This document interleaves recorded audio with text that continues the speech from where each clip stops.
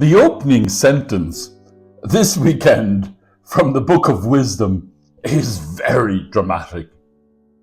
It reads, "Death was not God's doing." Earlier this week, I dwelt on the following words scripted by a priest. I share with the atheist Comte Sponville and with many agnostics a humble "we don't know" as regards to the afterlife, or more precisely, a critical detachment from our all too human notions of heaven.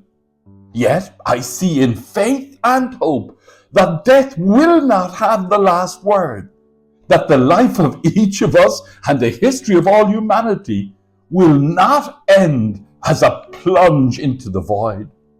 André Comte Sponville wrote an influential book titled The Book of Atheist Spirituality.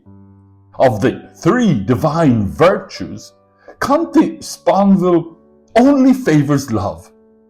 In his perceptive exegesis of St. Paul's canticle to love in his first letter to the Corinthians, André invokes Paul's assertion that faith and hope are temporary, whereas love alone is eternal.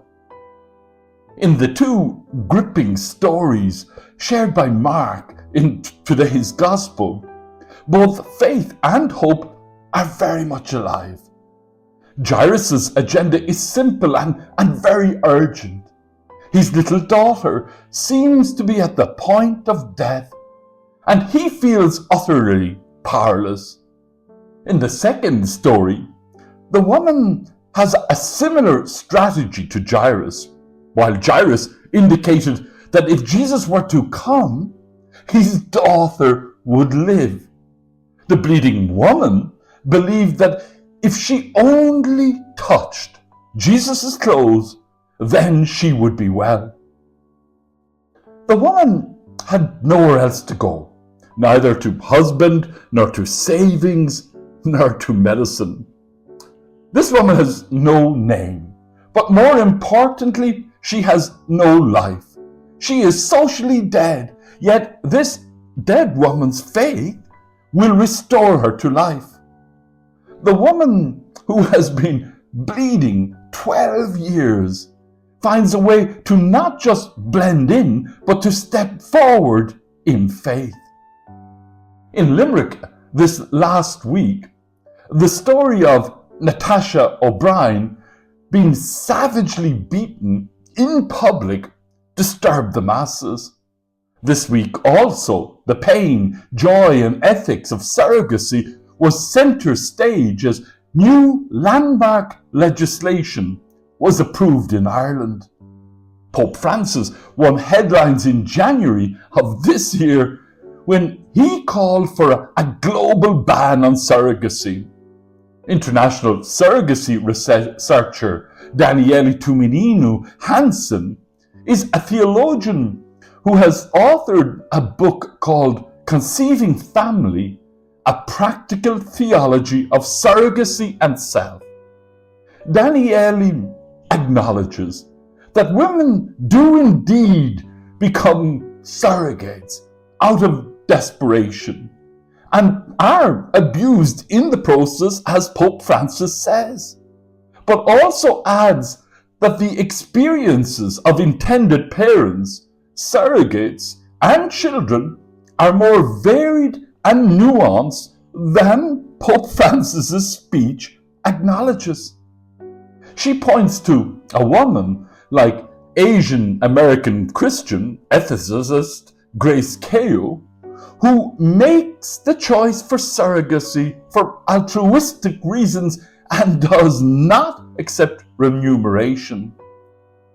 The complex reasons why surrogates and why parents choose to create families in this way makes it nearly impossible to issue a universal conclusion about this complex issue. While India outlawed its previously booming surrogacy industry, academics, health workers, and commentators differ sharply on how surrogacy affects women. Daniele, in her research, has found that by the time many parents turn to surrogacy, they have experienced significant reproductive trauma. The decisions to seek a surrogate is often the last option for those who have tried everything else. Critics counter that individuals who use surrogates should adopt instead. However, an increasing body of literature proposes that in some circumstances, adoption can be traumatic for the child and for the birth mother. As Jairus and the unnamed woman in the Gospel suffered trauma, so it is for women today on our streets and for parents longing for a child. Priest-philosopher Thomas Halleck sees not only love, but also hope and faith. He understands faith as an openness to that which transcends, deepens, and expands our life and the world here and now. Hope, too, in his perspective, is transcendental in nature. It is itself transcending. If we want to limit it and squeeze it into the dimensions of this world, if we deny it a completely free space for its full development, we harm not only it, but ourselves and our world. To the Christian, love, faith, and hope are inseparable. There are times when faith passes through darkness, yet faith nourishes and constantly revives passion and an openness through which grace, the divine life itself, is poured into our personal lives and into the lives of those who are victims of gender violence and into the lives of those who long to enjoy parenthood. Amen.